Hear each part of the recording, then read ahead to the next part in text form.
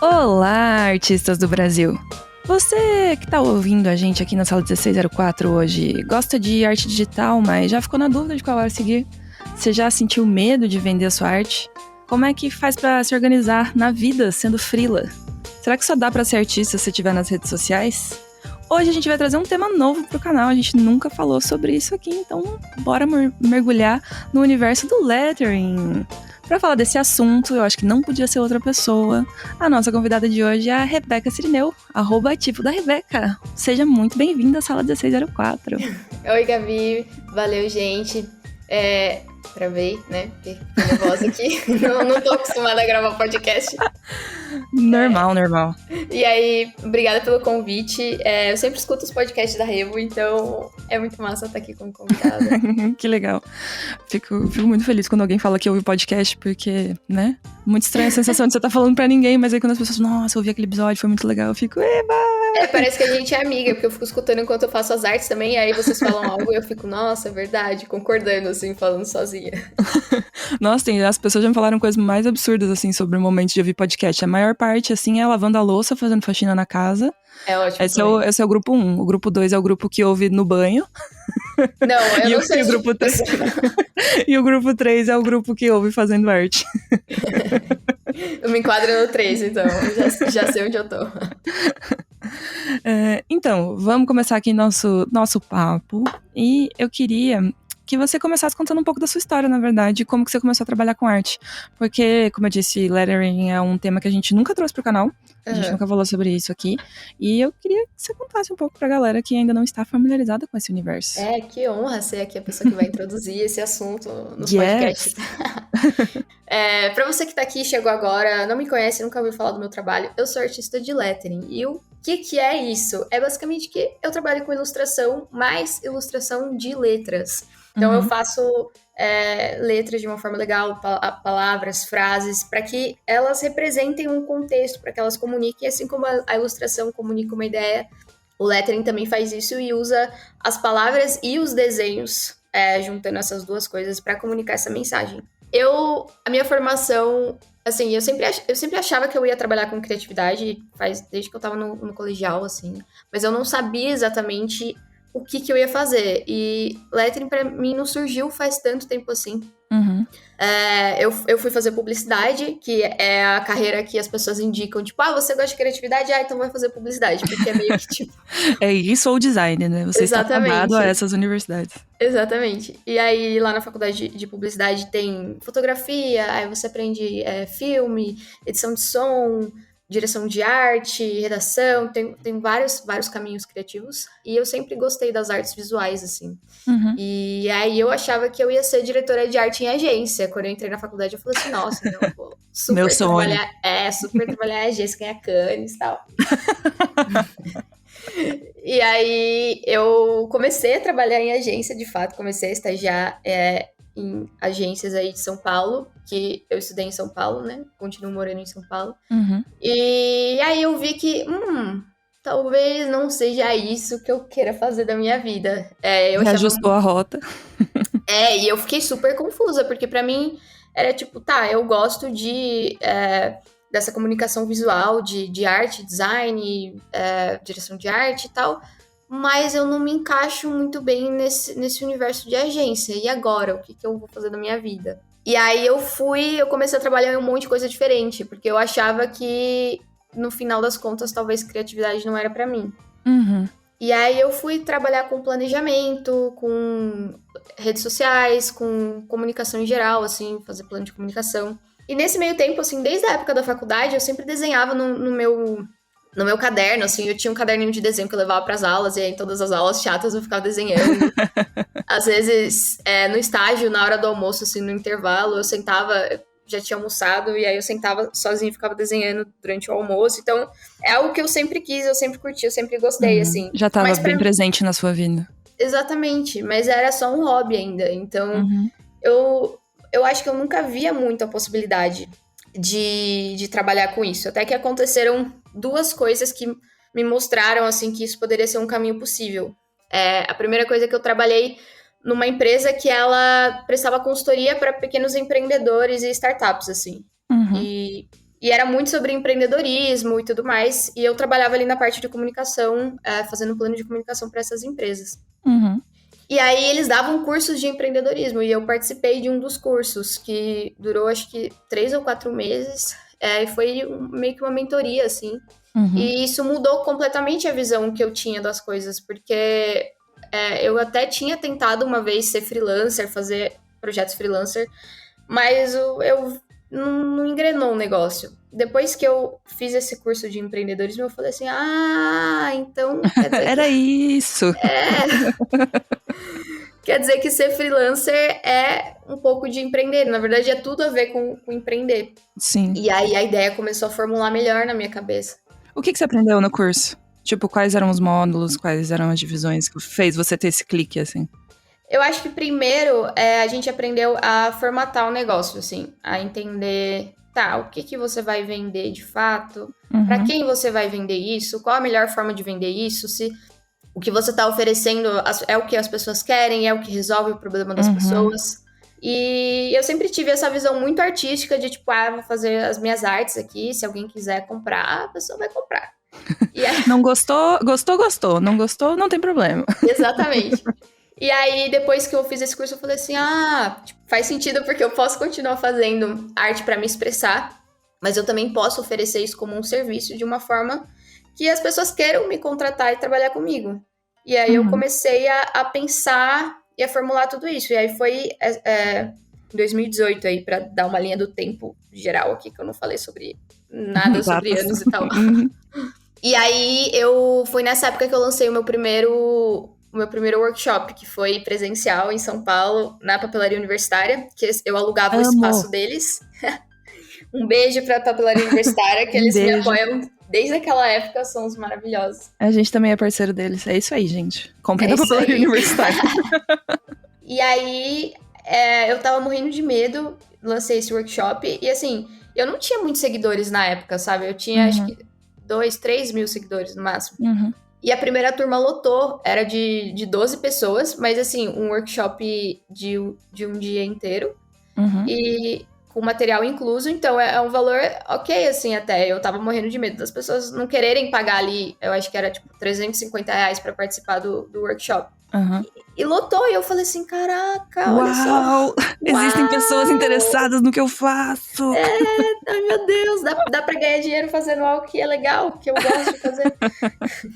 E aí a minha cabeça abriu, assim, porque eu achava que fazer lettering era vender quadrinho, vender caneca, e aí eu comecei a ver que poderiam ser outras coisas, né? Porque eu acho que tem meio que, assim, duas vertentes do lettering que eu considero, assim. É o lettering que é mais próximo do artesanal, que é isso da ilustração à mão, de personalizar objetos, canecas, caixas, sei lá, embalagens. E aí tem o lettering um pouco mais comercial, né? Voltado para empresas e tudo mais. Ou até mesmo arte digital, para social media e tal, ou para campanhas. Então eu vejo meio que essas duas vertentes. E essa vertente mais comercial é mais próxima da ilustração. Pra mim, né? Isso tudo aqui é inventado pela minha cabeça, não existem fontes, tá? Fonte, Arial. Exatamente. Mas agora que você falou disso, duas coisas me surgiram aqui. Uma é como é importante a gente não virar a cara para coisas que a princípio parecem não nos interessar, né? Porque, tipo, se você tivesse uma mentalidade de, nossa, empreendedorismo, que coisa tosca, sabe? Porque sempre rola muito meme com isso, né? No lance de empreender, assim, e tal. E a galera fica meio com um rancinho, né? Disso. Eu entendo.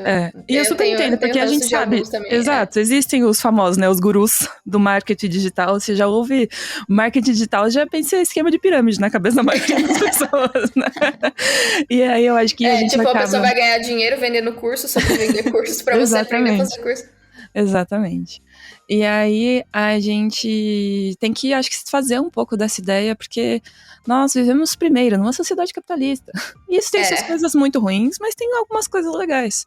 E das coisas legais, acho que é a possibilidade da gente ter a liberdade de trabalhar com coisas, por exemplo, que a gente ama, né? Tipo, obter renda fazendo trabalhos artísticos, por exemplo. Sim, principalmente se você é como eu e talvez você não seja essa pessoa que se encaixa num trabalho normal, assim, que se sente feliz e que você gosta de fazer aquilo. Eu sempre me senti meio fora do lugar, assim, em trabalhos normais. E isso me deixava muito frustrada, porque falo assim, caraca, eu vejo meus amigos aqui super curtindo as empresas que eles trabalham, querendo evoluir e tal, e parece que eu tô meio perdida ainda no que eu quero, onde eu me encaixo. E aí era só porque eu não me encaixava num trabalho normal, mas que no final das num padrão contas... tradicional de trabalho. Exato. Né? No final das contas, eu fui encontrando o que fazia sentido pra mim. E eu gosto sempre de lembrar que, apesar de a nossa primeira imagem de empreendedores e empreendedorismo ser essa coisa meio estranha, assim, da qual você não quer se aproximar, sempre tem as marcas que a gente gosta, né? Sempre tem as marcas que a gente é apaixonado e consome dessas marcas por diferentes motivos. Mas um dos grandes motivos é que tá alinhado com algum tipo de valor que a gente tem, né? Ou, sei lá, pode ser um valor estético, pode ser um valor ambiental, pode ser um valor social, enfim. Tem vários motivos pra gente consumir das marcas que a gente escolhe consumir. Então tem empresas fazendo coisas bacanas, sabe? E aí quando você começa a pensar por esse lado, você vê que você pode ser uma dessas empresas e uma dessas pessoas que tá construindo algo que é mais legal mesmo e não, tipo, marketing multinível. Exatamente. Né? Você pode empreender do seu jeito e fazer a sua empresa do seu jeito. Não precisa seguir esses modelos. Eu acho que essa é a parte massa do empreendedorismo. Mas foi uma das coisas que eu pensei enquanto você estava falando, tipo, de como é importante a gente não virar a cara pra coisas que a princípio não nos parecem interessantes, né? Porque ter feito esse curso basicamente mudou tua jornada, assim, né? Sim, total. E eu acho que, assim, essa experiência de ter trabalhado em vários lugares, enquanto eu tava na faculdade, depois que eu me formei também, eu aprendi várias habilidades que eu uso hoje. Então, não necessariamente eu tava ali trabalhando com criatividade, que era algo que eu queria fazer, mas as coisas que eu aprendi, eu uso hoje. Por exemplo, depois que eu trabalhei nessa empresa, eu já tava ali com esse bichinho de, eu quero um dia sair pra conseguir trabalhar com lettering, que é o que eu curto. Mas aí eu fui trabalhar no Omelete, que... Meu Deus, fala sobre isso, tenho certeza que todo mundo vai querer saber. Eu também era super fã do Omelete, eu sempre quis trabalhar lá, e aí surgiu essa oportunidade, e eu falei assim, caraca, vamos deixar em stand-by aí essa ideia um pouquinho de montar uma empresa de arte e ver como é que vai ser essa oportunidade, que eu acho que vai ser muito massa. E, assim, muito do que eu faço hoje, eu aprendi lá, e muitas das pessoas que me ajudaram nessa trajetória foram pessoas que eu conheci lá. Então, é muito legal você poder, antes de você decidir o que você quer, você passar por vários lugares, porque não é tempo perdido, sabe? São experiências que você vai agregando e somando. Não, com certeza, eu super acredito nisso. E às vezes eu tenho muita sensação, tipo, que hoje eu trabalho com comunicação, estratégia de redes sociais, organização e produção de eventos e tal. Mas basicamente eu converso com artistas o dia inteiro, todos os dias, né? Minha vida é essa. E aí eu fico, tipo... Parece um trabalho bem legal também. É legal, eu gosto bastante do que eu faço. E aí eu fico tipo, cara, se eu quisesse ser artista, né, e trabalhar tipo, com qualquer coisa que eu achasse legal, eu gosto bastante de música, eu gosto bastante de pintura, eu gosto bastante de literatura, eu já ia ter uma bagagem tão grande, assim, que tipo... Exato. Sabe? Só acumulando. Só de assim. fazer milhões de episódios de podcast, você já tem aula toda semana aí com artistas diferentes.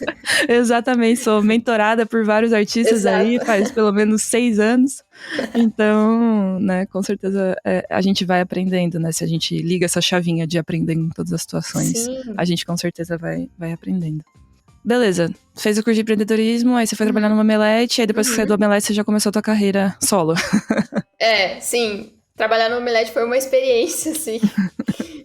Foi muito legal planejar a CCXP e participar da CCXP.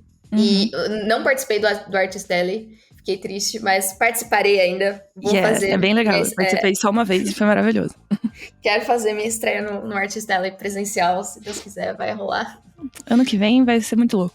É isso aí, nossa, eu quero muito. E foi uma experiência, assim, porque lá eu trabalhei com planejamento, a gente chamava de planejamento criativo, que a gente fazia as marcas que queriam trabalhar com Omelete, a gente montava todo um plano de comunicação, estratégia e tal, tanto nos eventos quanto nas mídias online do Omelete, né? Então a gente pensava em ações criativas, em formatos criativos que as marcas poderiam fazer dentro do Omelete. Uhum. Foi muito legal porque eu aprendi a lidar com o cliente. Até então, nos lugares que eu tinha trabalhado, eu nunca lidava diretamente com o cliente. Eu lidava, conversava com o meu chefe, com os coordenadores e tal. Eles me passavam as tarefas, o que tinha que fazer. Aí, eventualmente, a gente ia lá apresentar para o cliente, mas não era eu que conversava. Uhum. E aí, no Omelete, eu geri vários projetos de conversar com o cliente, de aprovar coisa com o cliente, de algo deu errado, como é que a gente faz pra contornar essa situação? E aí, tipo, falar as coisas com jeitinho pra resolver os problemas, sabe? Uhum. Então, eu acho que foi uma super aula, assim, sobre essa parte de relacionamento com os clientes, assim, que é algo também super importante se você quer ser artista e, enfim, divulgar seus trabalhos por aí, trabalhar com as pessoas por aí, porque no final das contas a gente não faz só arte, né? A gente precisa falar com as pessoas pra fazer arte. E Uhum. aí foi muito massa isso. E eu também tive bastante convivência com os ilustradores do Omelete, que na época eram o Ryan Smallman Ah! e o Luiz Toião. Então foi muito legal, assim, a gente super se conversava. E aí também ver o que eles faziam, as ilustras que eles faziam, tal, trocar ideia de job e tal, Uhum. me incentivou também a fazer essa transição. E aí chegou um momento que todo esse tempo, assim, eu tava ainda investindo nos meus trabalhos de lettering, nos meus perfis das redes sociais, continuava fazendo alguns workshops, tipo, a cada 2 meses dava um workshop presencial. Uhum. E aí chegou uma hora que eu tive que escolher, porque eu chegava em casa, tinha que trabalhar mais. Jornada tripla. Jornada tripla. Trabalhava até de madrugada. Teve vezes que eu fui fazer mural em parede, e aí eu tive que fazer de madrugada. Então eu saí do Omelete, tipo, 6 da tarde, cheguei lá na empresa que eu ia pintar, tipo, 6h30, 7, pintei até 2 da manhã, aí no dia seguinte, de novo, fazendo isso. Então, fiz várias loucuras, assim. Foi necessário, mas não vou falar que foi legal, porque eu também não quero glamourizar esse negócio de, tipo, trabalho enquanto eles dormem. Mas foi o que me ajudou a... Quando eu fiz a transição, assim, eu já tinha um negócio meio que montado, assim. Eu já tinha uns jobs rolando, já tinha um negócio, assim, mais encaminhado para eu conseguir me dedicar mais e tal. Então não foi uma coisa do zero, nada. E Não, e com aí... certeza te deu mais segurança, né? Porque acho que um dos grandes medos das pessoas, assim, de eu vou trabalhar com arte, vou ser freela e tal, é que boa parte das pessoas já estão trabalhando com isso, às vezes numa agência, às vezes num estúdio, sabe? Já tem um trabalho com isso. E, obviamente você fica inseguro, né? De tipo, Sim, vou largar aqui a minha estabilidade de receber um salário todo mês pra me jogar numa parada que eu exatamente. sinto que vai dar certo, mas eu não tenho como saber com certeza. Exatamente. Não, eu até falei assim, ai meu Deus, ó, se não der certo em um ano, eu volto correndo pro Omelete Eu ligo lá. pedindo, pelo amor de Deus, Érico Borgo me contrata de novo. Eu imploro, eu faço o que tiver pra fazer aí. Exatamente. Então você se deu um prazo, assim, do tipo, vou É, testar e ver o que acontece. eu me dei o prazo, mas assim, não tinha essa garantia de verdade, né? Mas eu sempre saí dos lugares que eu trabalhei, assim, tipo, muito de boas com as pessoas, então eu esperava que, beleza, acho que se em algum momento eu precisar, talvez eu consiga oportunidade em algum desses lugares que eu passei. Uhum. E aí isso foi uma segurança pra mim de, tipo, na hora que eu pensava assim, ai meu Deus, vai dar errado, eu falava assim, não, calma, ó, você ainda tem esse plano Z caso tudo dê errado. Mas, graças a Deus, desde então as coisas têm dado certo. E, aliás, você falou dessa coisa de bater um nervoso, assim. Uhum. A primeira semana de freela, eu surtei completamente, assim. Eu tava completamente surtada. De, tipo, ficar dando refresh no e-mail a cada 5 minutos e não chegava orçamento. Eu falava assim, ai meu Deus, eu vou morrer. E agora, O que eu cadê fiz? meus clientes? Socorro. E aí, uma das coisas que eu fiz que me ajudou muito, mas muito, eu mandei uma mensagem pra Bianca Nazari, que era uma das artistas. Perfeita. Uhum. Era uma das artistas que eu mais admirava, assim. E aí eu falei, Bianca, eu tô completamente surtada, com medo de dar errado. posso marcar um café pra você me falar como que você fez funcionar e, sei lá, Sua vida. E eu me senti mais segura de que, tipo, vai dar certo, de que Sim. não é uma decisão completamente louca. Uhum. E essa conversa foi muito importante pra mim, que ela total me apoiou e falou assim, não, tá tudo bem, pega um tempo pra você pensar nas coisas, não precisa ficar com pressa de receber milhões de job agora, formula as coisas direito, sei lá, faz o seu portfólio, melhora as suas redes sociais nesse tempo pra você chamar clientes que tenham a ver com você. E aí ela falou bastante sobre, a gente falou bastante sobre essa parte emocional da insegurança e tal. E, sei lá, eu acho que a gente ficou umas 2 horas no café conversando, assim. E eu lembro dessa conversa até hoje, porque foi, assim, acho que foi por causa dessa conversa que eu não surtei. A Bianca te deu apoio emocional que você estava precisando para conseguir persistir. Exatamente. Aliás, eu não sei se ela sabe o quanto essa conversa foi importante pra mim. Então, Bianca, se você estiver ouvindo isso, um beijo pra você. Olha, eu e a Bianca temos reuniões periódicas regadas a vinho e lágrimas. Então, ela faz isso comigo também. Então, também agradeço você, Bi, amiga, por ser tão querida e companheira. A amiga artista mais querida das redes de todo o universo artístico. Ela não é legal só no online, gente. Ela é legal no offline olha também. Olha só. Depois que você conseguiu aí, tá, beleza, se jogou, foi pra trabalhar com isso e tal, e apareceram os seus primeiros clientes. Como apareceram os seus primeiros clientes? Que eu acho que esse é o medo, isso que você falou, essa insegurança de ficar dando F5 na caixa de entrada e ficar, tipo, olhando o inbox toda hora, assim, meu Deus, não tá chegando ninguém, como é que eu vou fazer pras pessoas chegarem, sabe? Como é que foi essa parte? E não chegou, uma coisa que eu falo... É verdade, eu tô sendo sincera aqui, gente, chorando os pitanga. No primeiro mês, eu ganhei de jobs R$80. Ou seja, pagou uma caneta. R$80, sem tirar os custos ainda. E aí, mas assim, precisou de muita... Como é que eu falo isso? Precisou de muita resiliência pra eu ver que aquilo não era um definidor da minha trajetória, sabe? De que aquele primeiro mês... Primeiro que era janeiro, né? Então, janeiro é um mês que ninguém tá afim de trabalhar. Tá todo mundo de férias. As pessoas estão meio que pensando no que elas vão fazer ainda, né? Exatamente, planejando o ano. Então, as coisas não funcionam muito bem. Então, eu precisei respirar muito fundo, fazer terapia pra entender que, tipo, não, beleza, as coisas não vão ficar assim. Não é porque está janeiro assim que vão ficar assim. E aí os clientes foram surgindo. E eu sou uma das pessoas que veio do Instagram. Então, eu estava escutando um podcast da Isa Zeferino e ela falou assim, gente, eu sou de likes, eu também sou. Então, e o Instagram sempre foi uma forma bem legal de eu divulgar o meu trabalho. E bastante cliente chegou por lá nessa época, que eu ainda não tinha um portfólio tão formal assim. Gente, não façam isso. Eu saí sem ter portfólio, era só o Instagram. Não façam isso. Deve ser uma das coisas que a gente mais repete aqui, além de estudo em fundamentos, cria um portfólio. Exatamente. Já faz uns 2 anos que eu alimentava as redes sociais, então já tinha uma base, assim, de pessoas me seguindo e de pessoas que estavam interessadas no meu trabalho também, porque as pessoas, eu sinto, assim, que elas acham que precisa ter muitos milhares de seguidores pra você conseguir trabalhar com arte, tipo, sei lá, 100 mil seguidores, 200 mil seguidores. Mas não é isso, né? Eu tinha uma base ali de... Acho que na época eu tinha, sei lá, uns 10 mil seguidores. E isso já me trazia muitos jobs, porque essas pessoas que estavam me seguindo eram pessoas que realmente gostavam do meu trabalho e estavam ali porque elas estavam interessadas no que eu fazia, né?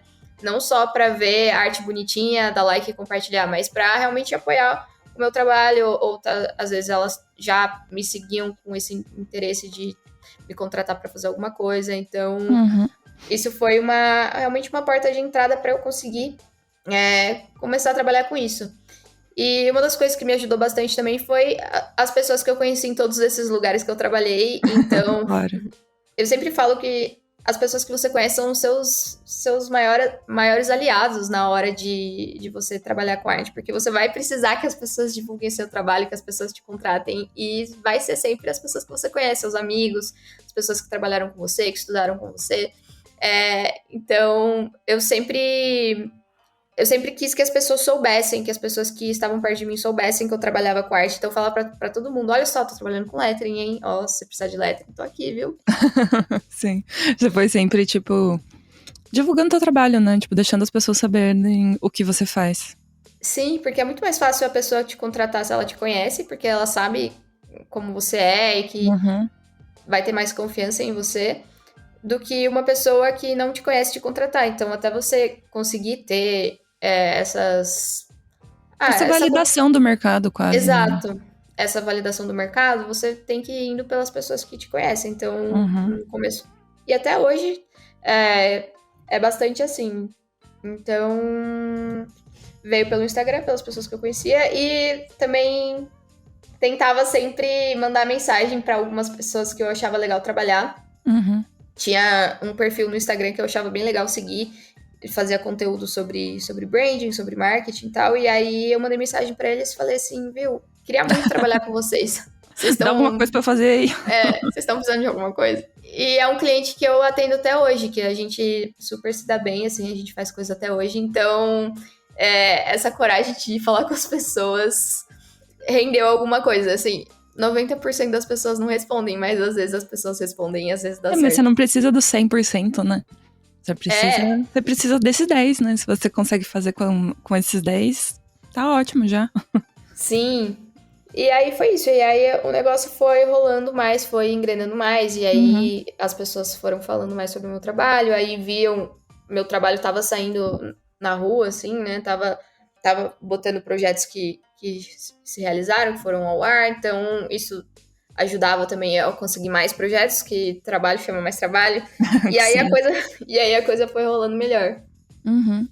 Faz todo sentido. Eu acho que nesse aspecto não é muito diferente da trajetória de artista de outras áreas, assim. É o que você falou, trabalho chama mais trabalho. Mas nesse começo que você falou que você começou a postar seu trabalho nas redes sociais, né, principalmente no Instagram, sua plataforma principal, e você começou a prospectar pessoas, né, prospectar clientes de modo mais ativo, do tipo, olá, boa tarde, quer me contratar? O que é que você postava? Você postava só lettering, você colocava coisas da sua vida? Eu tinha um perfil só pra lettering, né? Uhum. Então, nessa época, quando eu comecei, ainda não era da época do vídeo. Então, era mais imagem mesmo. Uhum. E aí eu postava... Eu tentava fazer artes semanais, assim. Sempre tentei fazer artes minhas, sem ser pra nenhum projeto, para as pessoas verem e acharem legal. E aí eu colocava o backstage, aí eu dava dicas também. Eu falava sobre os meus projetos com os clientes. Então, eu tentava fazer um perfil que atraísse tanto pessoas que queriam me contratar, quanto artistas também, porque eu também queria continuar ensinando e continuar dando workshops e cursos e tal. Então, eu tentava Tinha fazer esses dois conteúdos. públicos. Que é algo que eu tenho até hoje. E aí é uma coisa que eu falo muito com o Ryan também, que tem artista que faz conteúdo para artista, mas você tem que entender, na verdade, quem que você quer atingir ali. E se você não oferece nada para outros artistas de que pode agregar valor para eles, assim, não faz tanto sentido o seu conteúdo ser só para artistas, mas se você tem algo para ajudar, oferecer, ajudar eles nessa trajetória também, e aí faz sentido você fazer conteúdo para outros artistas. Então, eu acho que essa estratégia, assim, ter estudado isso, ter trabalhado com essa parte de comunicação, redes sociais, me ajudou a pensar um pouco estrategicamente, sem deixar de ser divertido, sem deixar de ser as artes que eu gosto, as artes que me representam, mas pensando o que eu queria fazer com isso. Com certeza, em ter um objetivo mesmo, né? Acho que isso que você falou é um dos principais erros, digamos assim, de artistas em termos de redes sociais, é querer postar arte para ganhar like, e se você tá usando aquilo ali como uma ferramenta de trabalho para encontrar clientes, não é assim que vai funcionar, né? Porque por mais que seja uma ferramenta de divulgação, e aí mais pessoas podem acabar conhecendo seu trabalho por causa disso, né? Se você tiver um alcance grande, se você ficar só interagindo com outros artistas e com pessoas que não necessariamente estão interessadas em comprar o que você faz, mas sim em trocar ideias sobre aquilo, vai ser difícil encontrar clientes dessa forma, né? Então, acho que ter essa clareza de que pra que você tá usando e pra que você tá postando aquilo é bem importante, né? Então, com certeza, o teu curso de empreendedorismo ajudou demais nessa parte. Sim, e era coisas que eu não tinha noção antes de fazer esse curso, que eu não tinha pensado, assim. E eu acho exatamente isso que você falou, vale muito mais você ter poucos seguidores, mas que as pessoas estão interessadas, do que ter 100 mil seguidores que estão ali só pra ver uma arte bonitinha, mas não sabem quem você é, não sabem sobre o seu trabalho, pra que serve o seu trabalho, acham que o seu trabalho é só um post. E não é, a ilustração, o lettering não é só um post, ele pode ser usado pra tudo, então é legal mostrar para os seus seguidores para que seu trabalho serve e como o seu trabalho pode ser usado e o que seu trabalho tem a ver com essa pessoa que está do outro lado da tela. Nossa, agora que você falou isso, eu lembrei que eu sou muito design, né? Eu sou formada em letras, mas... Caraca! Yes! Olha só! Olha podcast só. com uma pessoa de letras falando sobre lettering, é isso. Não tinha pensado ainda nisso. Então, eu sou formada em letras, mas eu fiquei bem na dúvida entre fazer design e fazer letras. Hoje em dia, eu não me arrependo, mas eu sei que eu teria gostado de fazer design também. E uma área que eu amava, assim, enquanto eu tava estudando, porque eu fiz letras porque eu gosto de escrever, né? E aí eu sempre quis fazer roteiros e tal, e sempre tive bastante paixão por essa parte de cinema. E você faz roteiro pra podcast agora, então até que deu certo. Tá meio ali, né? Pelo menos tá um pouco dentro da área, pelo menos eu ainda escrevo. E uma das áreas que eu gostava muito dentro do cinema, que tava, né, faz parte do processo de produção, era a parte de design de props, que tem bastante de lettering também, e às vezes as pessoas nem pensam nisso quando elas estão vendo um filme. Isso. Por exemplo, que se tem uma carta num filme, alguém teve que escrever aquela carta, né? Com uma letra específica que combina com o personagem que escreveu aquela carta. Ou se, por exemplo, você tem uma embalagem de uma coisa, de uma loja, de um filme, alguém teve que pensar naquela embalagem, escrever o que tá escrito naquela embalagem, né? E resolver o design daquilo. E eu acho essa área muito, muito fantástica.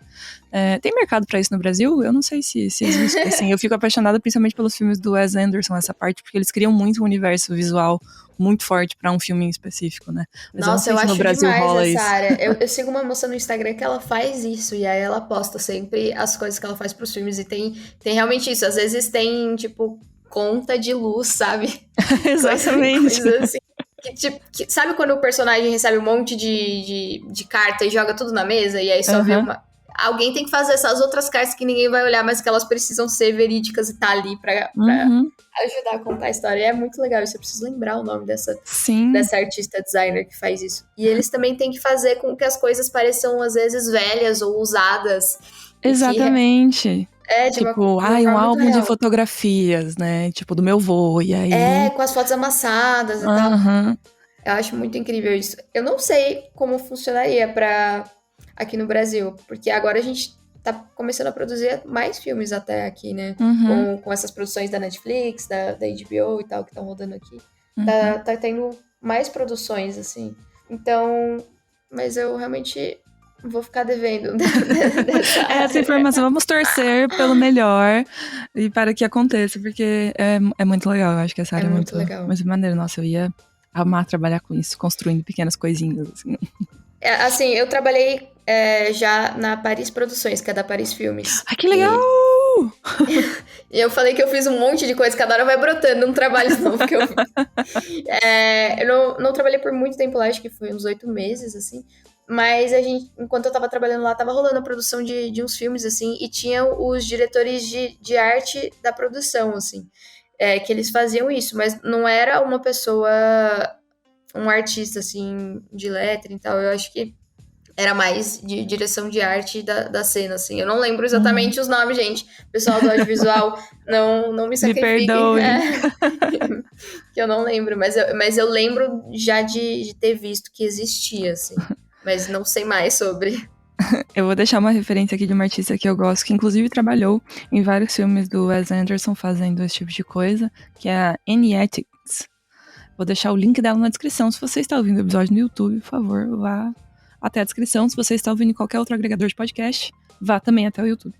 É essa que eu queria lembrar o nome, que ela tem livros. Ela tem livros sobre isso.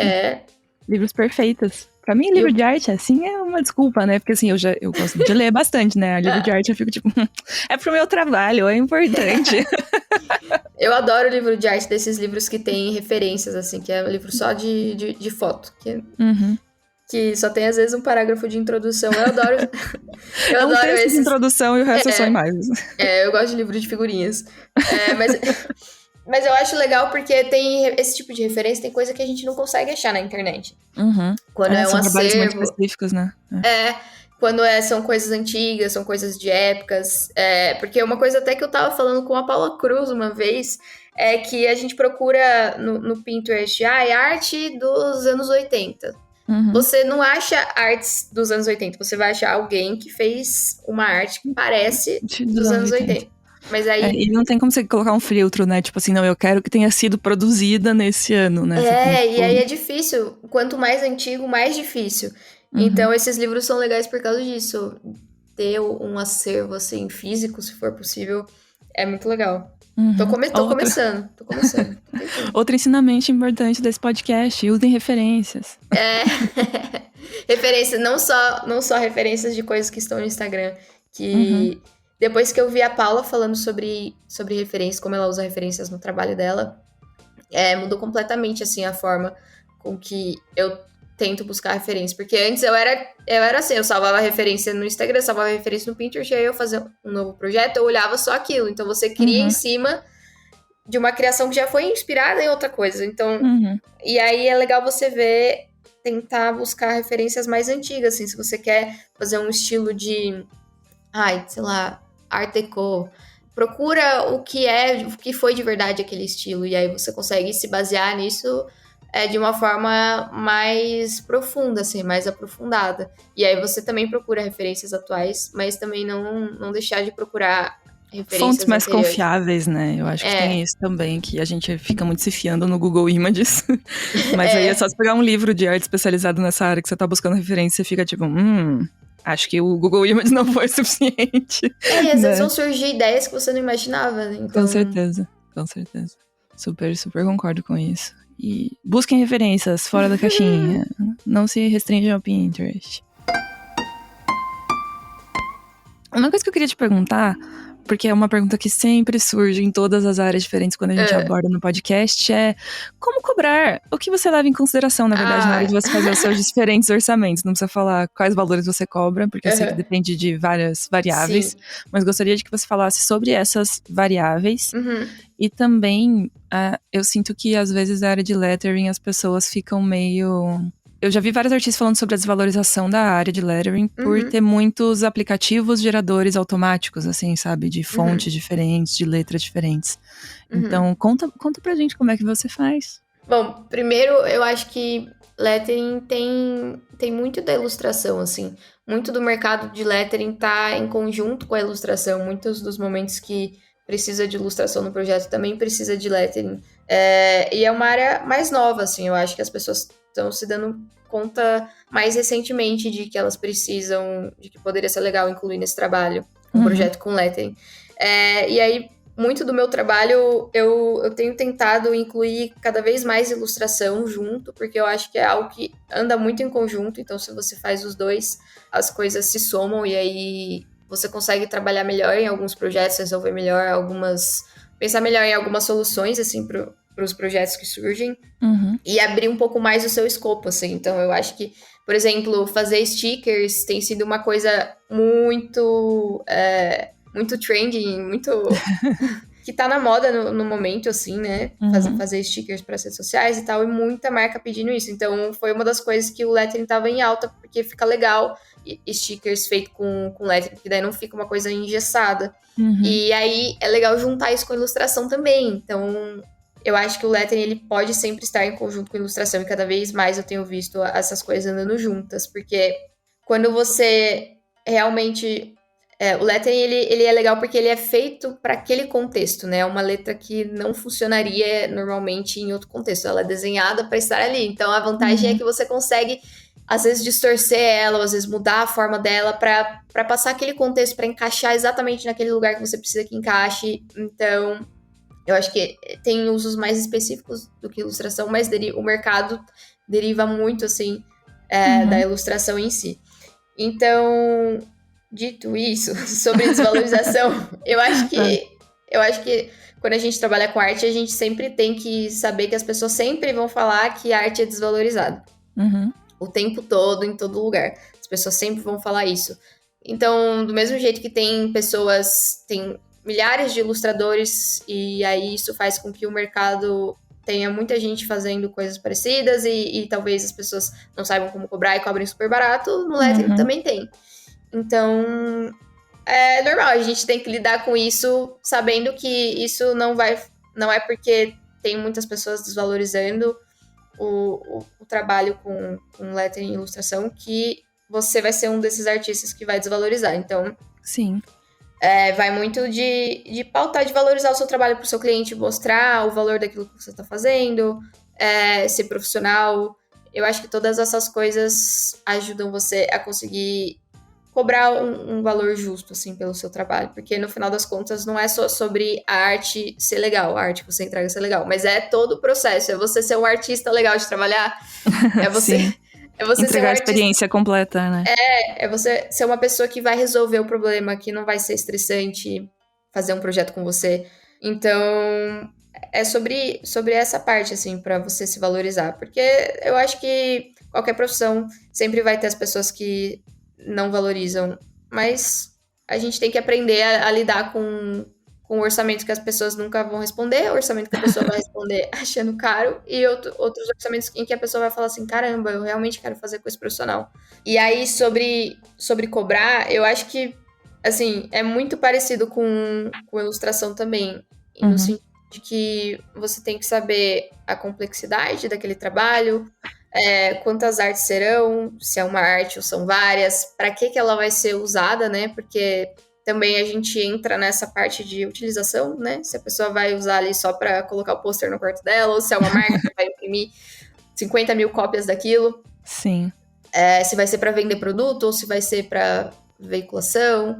Prazo também, né? Se é uma coisa que precisa ser feita com um prazo normal ou se um prazo loucura. Absurdo, prazo de agência. Exatamente. Então, eu acho que é muito parecido com o mercado de ilustração nesse sentido. Não tem tantas coisas que são diferentes, assim. E aí, é lógico que você vai cobrar de acordo com o seu nível artístico, de acordo com o nível de experiência que você tem, de acordo com o lugar que você mora, o valor da sua hora, os seus custos. Então, você vai entendendo o valor que faz sentido para você, mas... baseado nesses conceitos que eu acho que é os conceitos que você já deve ter ouvido aqui nesse podcast. Vários artistas não falando ouviu, sobre ele. ouça todos os episódios e aí você vai sair formado em artes digitais até o final. Pelo menos a parte de mentalidade e a parte burocrática, né? A parte técnica, daí podcast fica um pouco mais difícil. Né? Mas o resto tá tudo aqui nesses 200 e muitos episódios que a gente gravou. Agora há pouco você falou uma coisa do lance de estilo. E ter estilo muito parecidos, e às vezes a pessoa tá começando e cobra muito barato. Como é que você enxerga isso e entende a parte de estilo quando a gente tá falando de lettering? Porque eu sinto muito que a criação, né, de algo original no lettering parece que fica mais... não sei se mais difícil, mas ela tem uma limitação a mais, que é que você tá trabalhando com letras, né? Você tá trabalhando com formas que já existem. Né? Enquanto na ilustração, geralmente, beleza, você tá trabalhando com forma que você já disse também, mas você pode diversificar muito mais e combinar de formas diferentes, né? Então, tipo, é muito engraçado, inclusive, também aqueles tipo, letters que deram errado. Eu vi e que, tipo, as pessoas mexem muito com as formas e aí a leitura fica prejudicada, e isso é um problema. Sim. Ontem eu vi um, assim, que era da Lacoste, por favor, não me processe, tô dando de exemplo aqui só, tá? Mas eu vi um que era da Lacoste e as letras estavam combinadas de um jeito, assim, que a primeira leitura que você fazia era lactose. Aí eu fiquei tipo, meu Deus, isso dá muito errado. Então, acho que a pergunta que eu tô fazendo é como você consegue criar algo original tendo uma forma tão rígida e conhecida por todas as pessoas que são alfabetizadas, que são letras. No sistema ocidental de escrita. Sim. É uma ótima pergunta. Eu acho que justamente... eu acho que é igual música, sabe? Música tem um número de notas específicas que existem. Tem ali, são 7 notas e mais 5 sustenidos e tal. Dentro do sistema de música que a gente usa. Não é por isso que todas as músicas vão ser iguais. Você usa esse sistema para te guiar e nisso você tem uma possibilidade infinita de combinações. Então, eu acho que é a mesma coisa, assim. Eu acho que acaba sendo um pouco mais fácil para quem tá começando, por isso que tem bastante gente começando a fazer lettering. Virou uma coisa que muita gente começou a fazer na pandemia também como hobby e tal, porque tem esse guia, assim, mas já tá ali meio algumas ideias, assim, nesse guia do que você pode fazer. E aí eu acho que vai da sua criatividade de querer compartilhar as ideias que você acha legal, porque o lettering ele precisa de uma frase, então ele vai ser um pouco mais direto ao ponto do que uma ilustração que talvez consiga ser mais interpretativa, né? O lettering, você vai desenhar alguma palavra em algum momento, e eu acho que vai, assim, tem milhares de combinações de cores, de letras diferentes, você pode inventar suas próprias letras, dependendo da palavra que você escreve, você muda completamente o sentido da palavra. Sei lá, se você escreve amor de um jeito super fofinho, você representa alguma coisa. Se você escreve amor de um jeito super dark, pegando fogo, ele representa outra coisa completamente diferente. Então, eu acho que tem essa ideia de brincar com as palavras também, e de você brincar com o sentido das coisas, e de você poder adicionar a ilustração também para compor essa imagem e fazer a composição do jeito que você quiser. Eu acho que por isso que lettering e ilustração andam muito juntos. E o design também, né? Porque o design de posters tipográficos, de composição com foto. Então, o lettering tá muito entre o design e a ilustração, bebendo dessas duas fontes, assim, misturando as duas. Então, acaba que você tem milhares de caminhos pelos quais você pode criar. Foi uma resposta extremamente original essa, parabéns, eu amei. Foi uma pergunta difícil, quando você perguntou, eu falei assim, nossa, ferrou, como é que eu vou responder?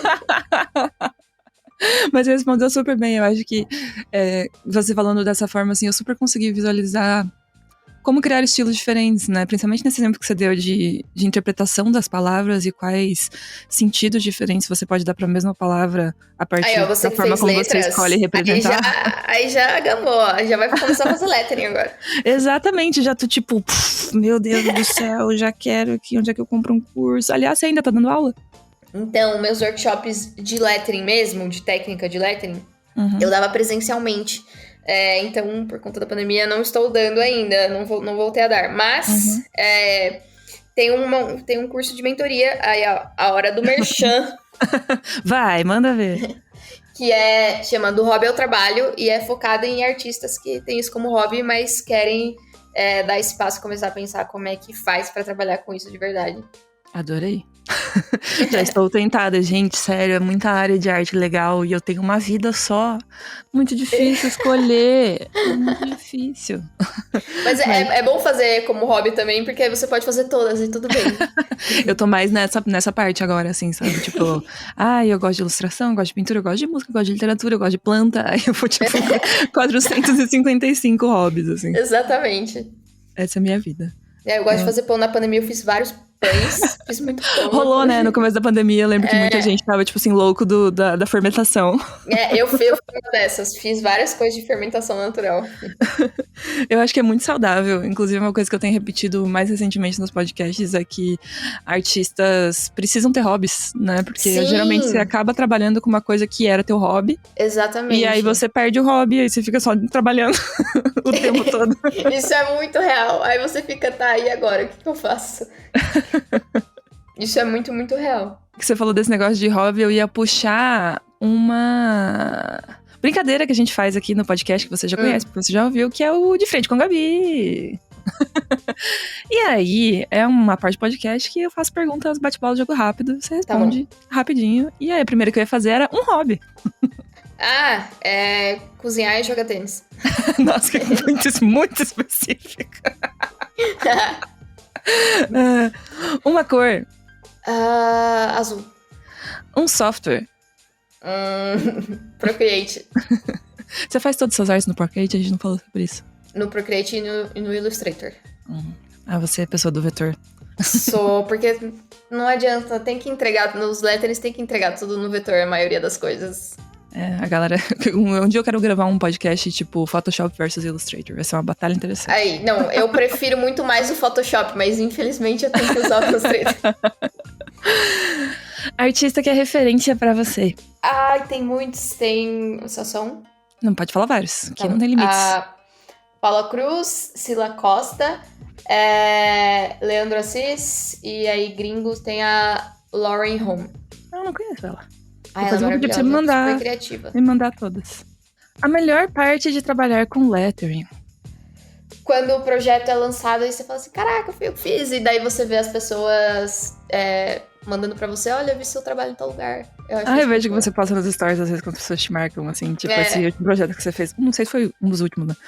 O dos corações, que tinha vários lugares exibidos, assim, eu vi várias fotos das pessoas, assim, tipo, olha eu com a arte da Rebeca, gente, ai, que bonitinho. Sim, é muito legal isso. A pior parte de trabalhar com lettering. Tem que passar orçamento. Olha, eu já dei essa ideia aqui antes. Se você quer trabalhar com arte, mas você acha que você não é artista, cria aí uma empresa de responder e-mails para as pessoas, mandar orçamento, entendeu? Isso, e aí você trabalha com vários artistas ali, você vai ficar milionário, porque tá pra nascer um artista que gosta de responder e-mail, viu? Nossa, Mas é necessário, mas eu faço. É necessário, faz parte do trabalho. Ser artista é? E essa é difícil, travei. Expressar o que eu sou e também trabalhar com isso. Boa resposta. E um último conselho para os nossos ouvintes. Abra seu coração, Rebequinha.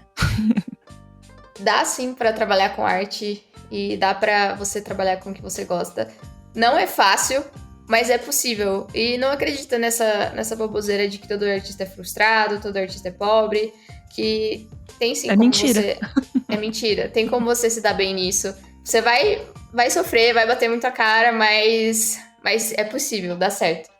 Com essas palavras inspiradoras, queria agradecer aqui a participação da Rebeca na sala 1604. Foi muito bom conhecer mais desse universo. Muito obrigada, adorei. Eu estou participar. Praticamente convertida já.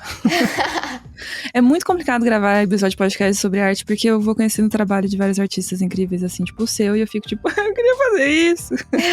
Então já estou aqui hoje, se me perguntarem, amanhã serei artista de lettering. Amanhã, quem sabe, né? Talvez eu grave outro podcast.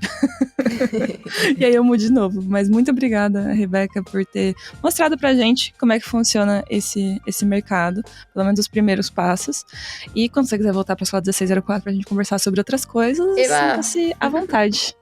Vai ser um prazer, adorei estar aqui. Foi muito mais fácil do que eu achei que seria. Gente, eu só finjo que eu sou extrovertida, mas eu tava super nervosa. Eu sou boa nisso também. Legal. Eu também achei. É uma ótima, como que chama isso? Host de podcast. A gente vai pegando prática, vai no embalo, sabe? Igual quando tá descendo a ladeira de bicicleta, assim, tem uma hora que você não precisa pedalar mais, só tá descendo. E aí, se você não para pra pensar muito, você não cai. Adorei. É tipo isso. Se vocês curtiram, me segue lá nas redes sociais, me dá um feedback, fala o que você achou, o que você, se você gostou dessa conversa. E às vezes tem algum assunto aqui que você achou legal, que eu posso aprofundar por lá também e falar mais sobre. Então, me manda, vamos conversar, que eu tô super aberta. E é isso. Boa. Vou deixar todos os links da Rebeca na descrição no YouTube, então vocês podem encontrar ela em diferentes redes sociais, deixar o link do portfólio dela também. Pra caso, né, vai que tem clientes aqui. Olá, cliente, tudo bem? Pode escrever. Oi, clientes, manda jobs. Então é isso. Até a próxima sala 1604. Mais uma vez, obrigada, Rebeca. Até a próxima.